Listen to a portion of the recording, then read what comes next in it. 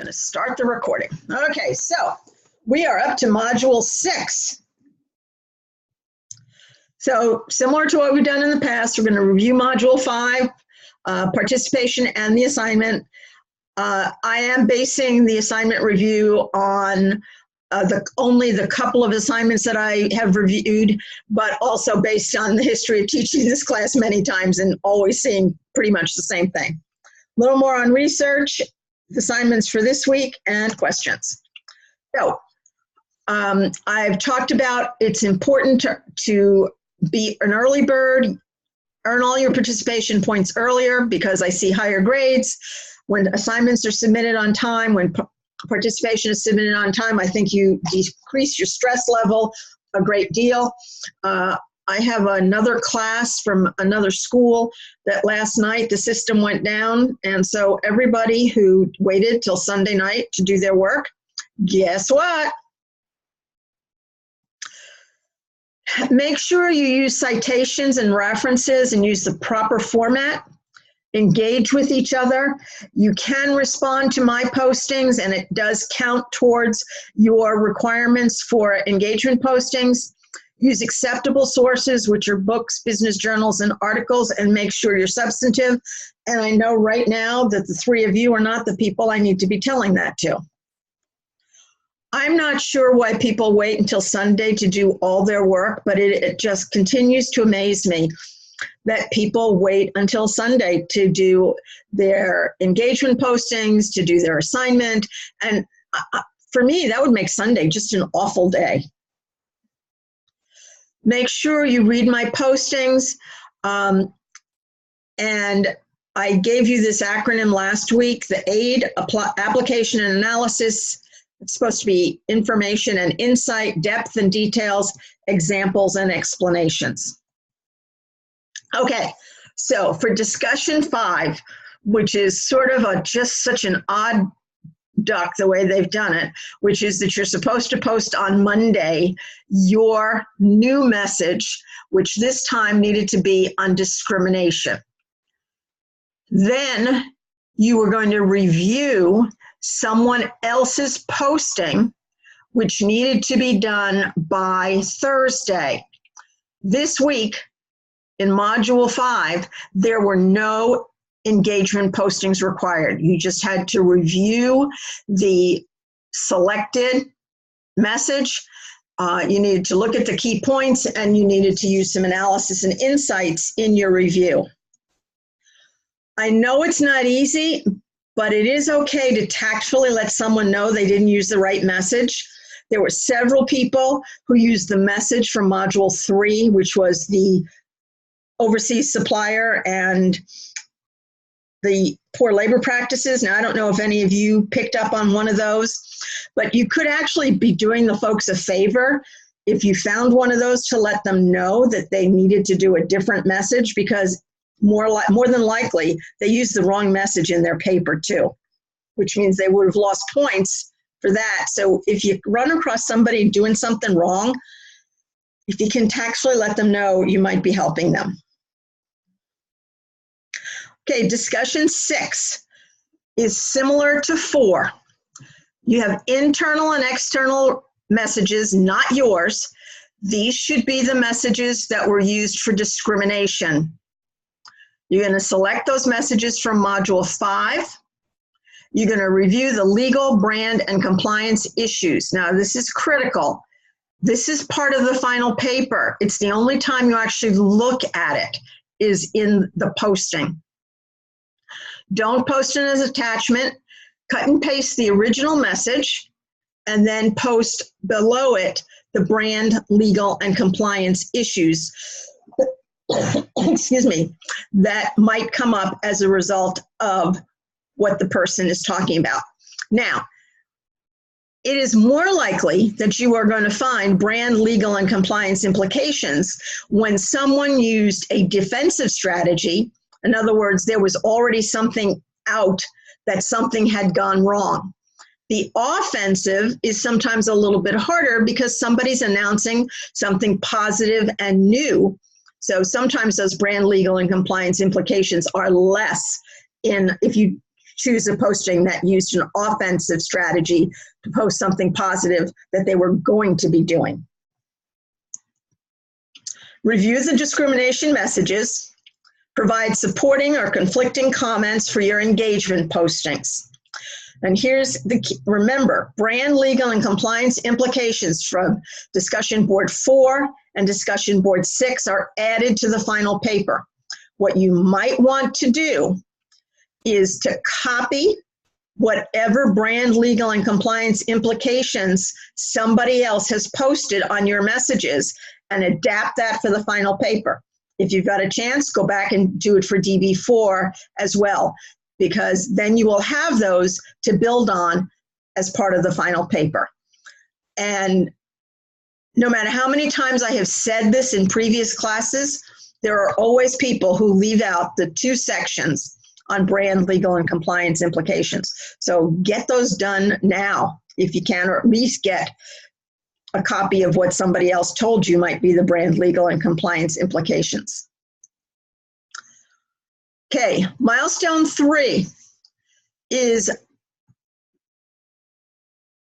was on the discrimination strategy. This is what was due this week. You needed to look, it's very similar to the papers you've done in the past. Communication, context, an overview of the scenario, communication needs, explain stakeholder needs, discuss whether it's an offensive or defensive strategy and why. For the internal communication method, this is something several people left out the last time, so I'm hoping people didn't leave it out again. How are you disseminating this information? Is it an email? Is it via social media? Is it on your web page for an intranet? Was it informational, educational, persuasive, and make sure you justify it? Identify the target audience and explain why and justify it, and then develop a draft communication. For external, it's exactly the same. Type and purpose, method. Is it a letter? Is it an email? Is it a press release? If it's a press release, make sure you use the press release format. The target audience and the draft communication. Then you have the conditions communication strategy, which is basically your summary, why it was the best approach to use and what other options were considered. This was what was due on Sunday, and I've only gotten through a couple of papers, but this is based on, as I said, I think maybe this is the 7th, 8th, maybe 10th class time I've taught this class, and I see the same things every time. These are the headings I would have used. Communication context, communication need, internal communication at a level 1 heading, then at level 3, type and purpose, target audience, and draft communication. And the draft could also be in an appendix. External, same as internal, type and purpose, target audience, draft as level 2 headings. Then the conditions communication strategy, and then the references. And that is your APA format. Here are some of the things that people tend to do wrong in APA. They don't include a cover page. You need to include at least 3 main headings. The introduction, but we're using the previous slide, which was communication context. Any of the requirements, and as I suggested to you before, if you put down all of the headings, it ensures that you have covered all the topics and you've outlined the paper. In APA, we avoid first person. We don't use you, your, or contractions. APA is double spaced. Citations and references must match. This is a big issue. There are people who list things on the reference page that don't cite it. There are actually people who have a citation and there's nothing matching it on the reference page. Use last name and publication date. Do not use download date. If there is no publication date, you use N period, D period, which stands for no date. And it's always best if you can to use sources that have a date. You add the page or paragraph number for quotes. If you've used the textbook, you could also use chapter number. And the hanging indent format for the reference page, which means the first line is in the margin and any subsequent lines are indented.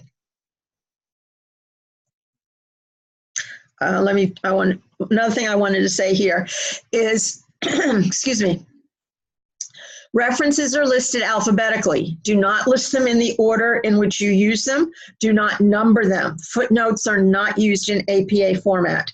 So make sure that your reference page is listed alphabetically. If a book has authors, more than one author, and the first author's last name begins with a letter in the alphabet after the first one, you do not change the order of the authors on the book. You leave that the same, but then those are in alphabetical order on the reference page. All right, so the paper for week 6, yay, it's not the same scenario. It's something different. There's a link in the directions for the paper to the Center for Media and Democracy's PR Watch. You're going to find an article on that website. Choose one that's of interest to you, and you're going to evaluate the message of the article regarding newsworthy effectiveness, whether the article or the press release or whatever you've picked is favorable or unfavorable to the company's reputation. And then you're going to describe the tool or technique used, which is interviewing, press release, press conference. So my headings, the first heading I would use is probably the title of the article and give me a little bit of a summary on the article. My next level 1 heading would be newsworthy effectiveness or newsworthiness, or my next would be company reputation. My next would be tools and techniques, and my final one would be summary. That way you are sure that you have covered all of the requirements. This is a relatively short paper that you have to do for this week. Evaluate and analyze the article. Do not just report on everything you read in the article. Refer to the short paper rubric, How to Generate Good PR Guideline rubric, and keep the rubric nearby as you write so that you can make sure that you have covered everything that you need to cover. Ensure you cover the critical elements, the message, the reputation, and the techniques. Make sure you use details, explanations, and examples, and explain the impact of PR. All right, any questions about the paper that's due for Module 6? It's a nice change. Nope.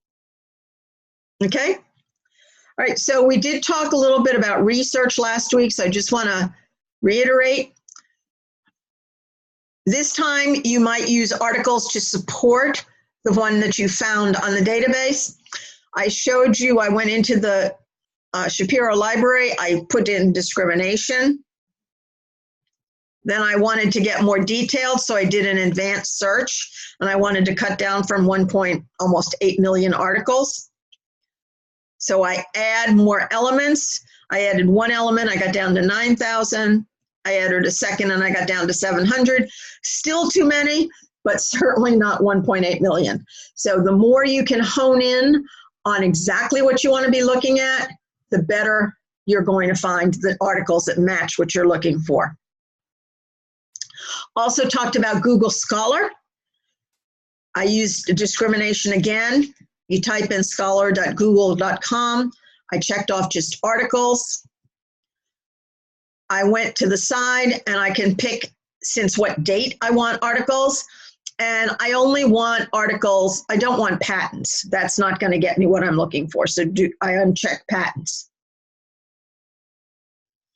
So to review some best practices, match citations and references, avoid first person, you, your, and contractions, address all required content elements. And again, the best thing to do is write them all down so you have them and you have your paper outlined. Eliminate redundancies. It's not as much for this paper as for the final paper. You're going to want to be looking at not repeating things that are the same in papers. And review the paper before submitting and read it out loud. When you read things aloud, you are much more likely to pick up on issues.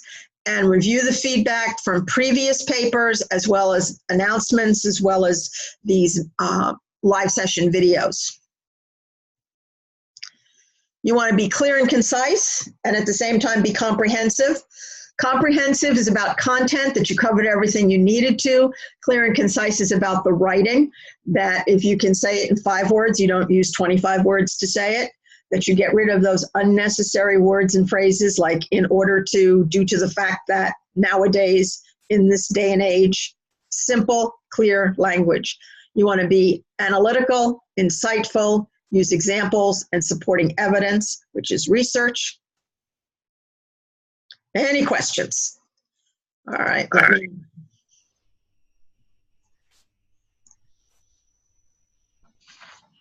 Let's see, Amy and Kelly have their mics back on. Any questions? No. Do you want to go first, Kelly? No, I'm all set. Dr. Ardrey, I had a question. Doesn't relate specifically to the slideshow, but it does relate to citations. Okay. If you recall, you may or may not, but there was a citation that I had pulled from the Shapiro Library, and as all of you I'm sure know, you can click on a button that says to cite your reference, and it very nicely allows you to take that reference and paste it into your paper. Twice now, and unfortunately it's my fault that this occurred, the citation that I used in my paper that I took directly from Shapiro, you corrected and stated that the name that it started with was actually the first name of the author and not the last name. And I'm just concerned about that because I actually pulled it from the Shapiro Library. There might be a setting that you do for saying last name first. Okay, because I did go in, I made sure it was APA format, because there's really not a lot of ways to manipulate it. It's just MLA, APA, so on and so forth. Well, there might just be some setting in there, and I'm not sure about this, but if it keeps coming up that way, I'm thinking there's a setting that says last name first. Okay, I will double check that. I was just really surprised that it continued. Hold on, I'm going to try and do something. I don't know if I can do this. I'm going to X out of here. I'm going to go into a Word document. Can you see the Word document? No. No, just the end of the slideshow. All right, so that's not working. Okay, let me see if I can walk you through this because there is a tool in Word. So let me see if I can find it. I don't use it very often, so I have to look for it. I tell you what, I will not look for it with you guys on here. I will look for it and I will post it. There is a link in Word that allows you to easily do your citations and references. Nice. So I'm going to look for that. Thank you.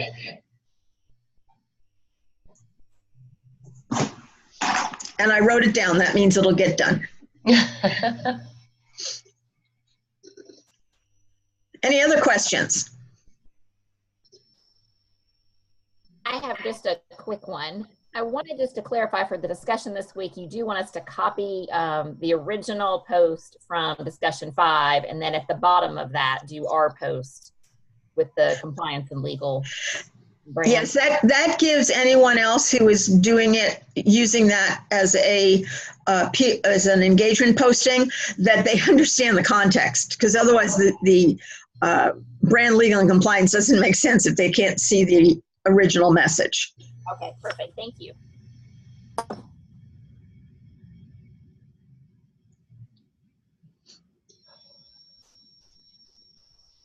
Any other questions? No. All set then? Yep, I am. Yes, thank you. Okay then. I will get out to you the tool on how to do citations and references, and I will get this video posted just in case you need to go back and check anything. Thank you for coming. I appreciate it. Well, thank you for your hard work in these slideshows. I am finding this material very, very helpful. So thank you for your hard work. You're welcome. Have a great night. Thanks. You too. Good night, all. Good night. Good night.